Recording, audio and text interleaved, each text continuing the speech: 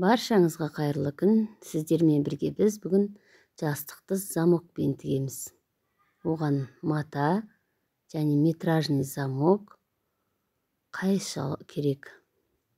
Менің матам Ранфорс матасы. Ранфорс матасының ені менде 70, ұзындығын 135 қып қиып алдым дайындап. Бізге бұл 65-65 размердегі жастықтың тысы тігетініміз бүгін. Ең бірінші жаңағы жастық тысымды енінен өңін сыртына қарата отырып, сәл бір 2 мм өзіне тігіп өтеміз. Замогымызды тікпес бұрын әдемілеп 2 мм шамасында тігіп өтеміз. Бұл Ранфорс матасы өте сапалы, өңі кетпейді, және сонымен қатар жуғанда кішіремейді. Міне өстіп өңін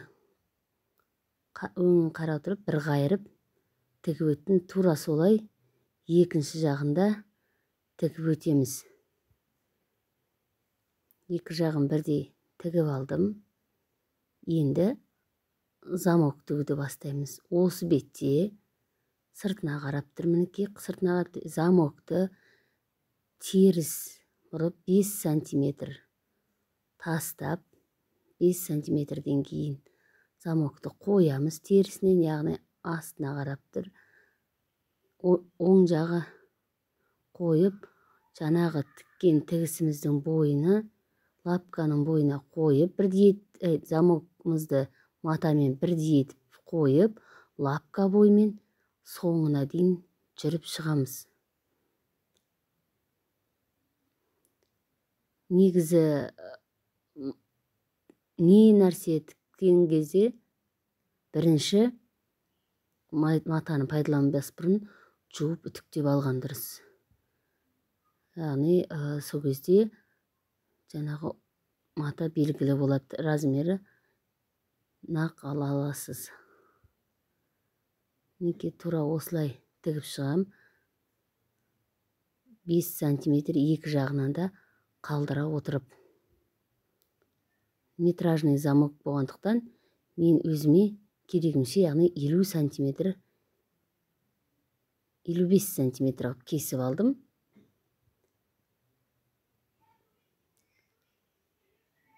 Метражный замок болғандықтан мен оны бірден жаңағы бегуногын салып барып тігем. Маған солай ыңғайлы.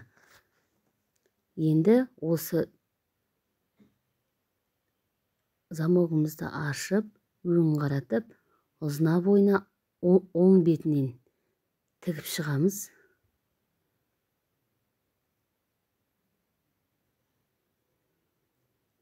Әдемілеп, бұл енді лапка бойына емес, жаңағы матамыздың қайрылған тұсынан ұшпа ұш тігіп өтеміз.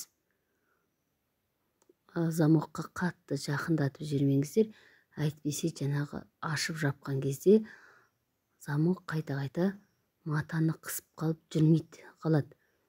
Сондықтан да сәл замокқа жақындатпай қайрылған матаның ұшымен жүріп өттім. Дәл солай енді екінші жағында қайталап өтеміз. Яғни өңін қарата отырып, замокты екінші жағын тігеміз. Астындағы мата екеуі бірдей болу үшін бірінші тікпес бұрын өлшеп отырыңыздар, міндетті түрде. Сонда маталарыңыз қиғашталып кетпейді, сонымен қатар түзу шығады. Мінекей біріне бірін беттестіріп өлшеп алдым. Енді тура осылай лапка бойына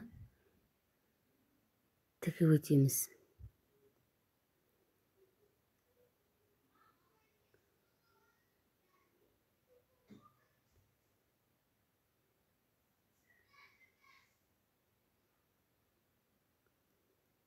Осылай тігіп өтеміз.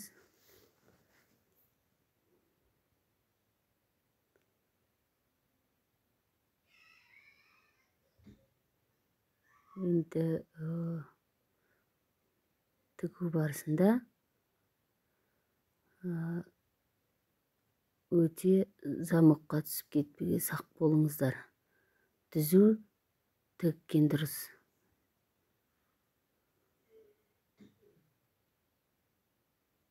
Осылай соңына дейін тігіп шығамыз. Қазіргі кезде көп жаңағы пастельдердің ішінде жастығы болады, дайын пастельдердің ішінде. Бірақ оларға замокпен тігілмейді көбінде. Сондықтан да мен өзіме осылай матаны сатып алып, замокпен тігіп алам. Ол замокпен болған өте ыңғайлы. Мінекей осылай тігіп шықтым. Енді бұл біздің жастық тысымыздың екі жанынан тігіс түспейді. Осылай қылып алсаңыздар, ұзындығын 135, яғни ол сіздің жастығыңыздың размеріне байланысты. Мінекей осылай тігіп шығам. Тігіп шықтық. Енді ең қызықты процеске көрсетеміз. Мінекей көрдіңіздер, жаңа бір қайрылғаннан кейін өте әдемі тігіліп шықты. Ішіне қарай қайрып жүрдім, себебі сетінеп кетпесін, және де мен оверлоктаған жоқ. Мінекей енді ең басты замокты қалай жабамыз. Яғни бір жақ жағына түсіріп қойып алдым. Сосын кейін замок жабуда әдемілеп қойып аламыз. Столдың үстіне, сосын кейін үстіңгі бетін көтеріп, шамамен 5 сантиметрдей түсіреміз. Міне замогымыз жабылды. Ар жағын замоктың жаңағы жастық тысымыздың бірінші қабатымен жаңағы бүктеген жерімізді алып түйреп қоямыз. Тура осы жаққа дәлме-дәл етіп, екінші жағында өлшеп, оны да инемен түйреп қоямыз. Тура осылай мінекей. Бір-біріне жаңағы түйістіре отырып, түйреп аламыз.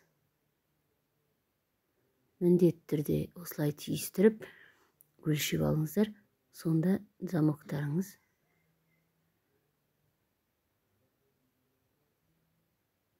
қисық болмайды, әдемі шығады. Мінекей осылай түйреп алам. Енді жалпы жаңағы тігісім қисық болып шықпас үшін, және де жастық тыс қисайып шығып кетпес үшін, мен бәрін түйреп, инемен түйреп шығам.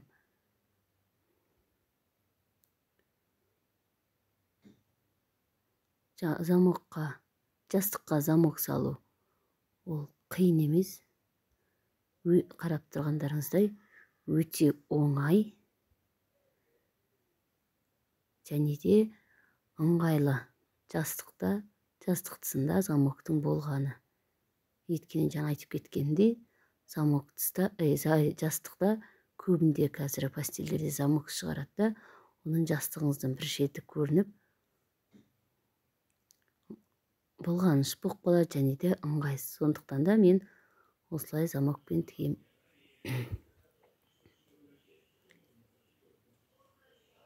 Енді осы жерден Бірінші замокты тігіп аламыз. Замокты бірінші көріп тұрғаныңыздай бүктелген жерден, яғни біздің замогымыз екі шетіне бірдей жетіп тұрған жоқ қой. Сәл екі жағынан 5 сантиметрден қалған, я. Ендіше біз сол 5 сантиметрге дейінгі жерден, жана жерге дейін қайырылған басынан тігіп өтеміз. Мына осы жерге дейін қайырылған ұшынан тігіп өтеміз. Содан кейін 5 сантиметрден кейін артқа қарай бұрыламыз. Яғни ендігісін сәл бұрылып, енді замоктың екінші жағы бар ғой, сол өзі астынан сезіледі. Матаның астынан. Сол бойынан енді келесі жақ бетіне дейін бір 5 сантиметр жеткізбей тігеміз. Мінекей осы тұстарға замоктың екінші басы соға дейін тігіп өтеміз. Матамызды еркіне тастап, тесік болмас үшін матаны еркіне тастап, қолдарымызбен жаза отырып, соңына дейін тігіп шығамыз. Естеріңізде сақтаңыздар, 5 сантиметр жеткізбей тігеміз. Мінекей соңына 5 сантиметр қалды. Сол кезде мен қайттан былай қарай бұрыламын да, ұшына жеткізем. Енді соңына дейін әрі қарай сол ұшымен тігіп шығамын. Міне осымен замок тігу процесі аяқталды. Енді стопқа қойылған жоқ қой. Өң жағынан, яғни оң жағы бар ғой, оң жағынан ұшынан 2 мм қалдыра отырып, екі жағында тігіп шығам. Неге сыртынан дейсіздер ғой? Жынды көрсетіп тұрғым. Өйткені мен өзімде оверлок болмағандықтан, мен жаңағы іші сетінеп кетпес үшін бірінші сыртынан, сосын кейін ішінен тігем. Сол кезде біздің тігісіміз көрінбей кетеді. Бір, екіншіден сетінемейді матамыз. Мінекей тігіп шықтым. Енді замогымызды ашып, ішін айналдырамыз.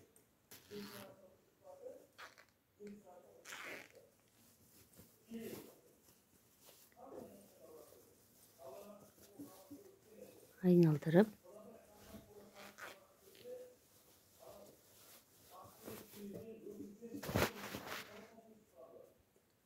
ішін жақсылап шығарып аламыз.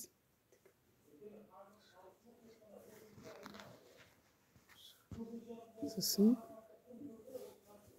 қайттан жаңағы тіккен жерімізден үстінен баса отырып, ішінен осылай тігіп шығамыз екі жағында.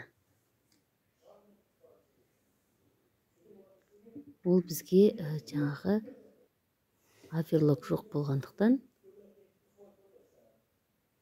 егер сізде оверлок болмаса, осылай тігіп шығуыңызға болады.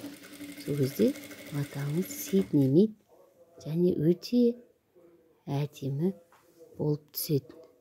Сонымен қатар мықты болып тігіледі.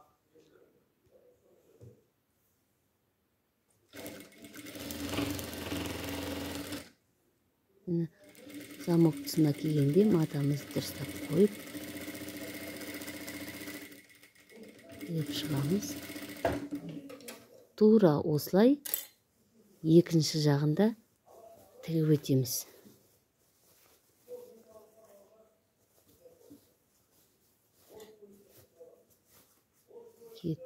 Ұшын шығарып,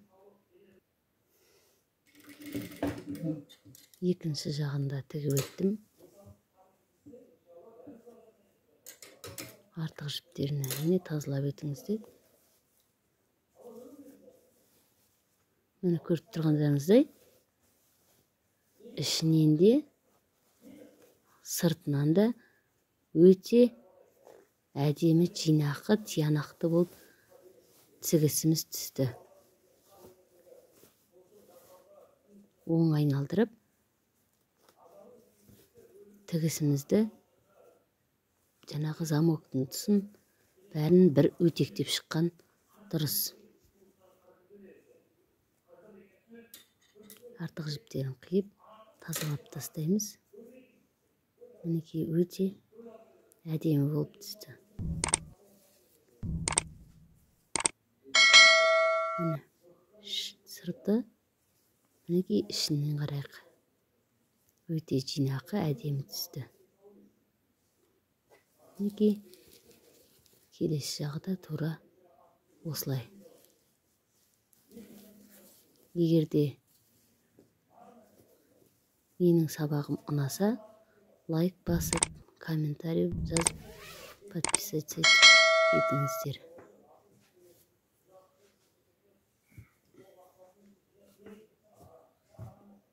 Сау болыңыздар.